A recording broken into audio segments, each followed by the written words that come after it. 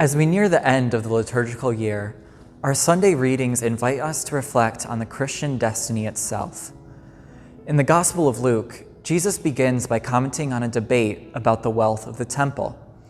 In typical Jesus fashion, he does not directly answer the question that is presented. Rather, he approaches the entire existence of the temple with a view towards its end, the destruction of the temple.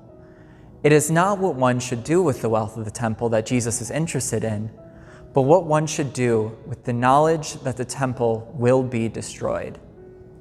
His followers, as they often are confused. They ask Jesus to explain himself. When will this happen? What signs will there be that the temple will be destroyed? And again, Jesus does not directly answer. These are not the kinds of questions Jesus is interested in. He instead speaks about something that constitutes the core tenet of Christianity, namely that although suffering and death will be present in the life of the Christian, evil does not have the final say.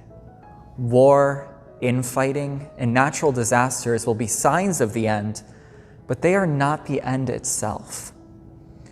The destiny that is promised to us is one of protection. This does not mean suffering will not come to those who believe in the name of Jesus.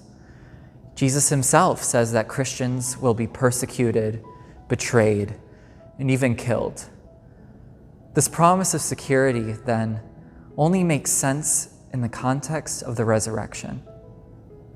Jesus, the one who identifies his own body with the temple and knows it will be destroyed, is persecuted, betrayed, and killed.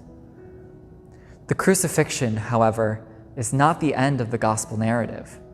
Jesus is resurrected, and his resurrection literally embodies our hope in a future of security and salvation. When we see suffering and harm in our world today, we are called not to ignore it, but to confront it, reminded that our own protection, our own resurrection, has been secured. This hope in our salvation should extend to our hope in the salvation of all, in the work that we are called to do in justice and charity.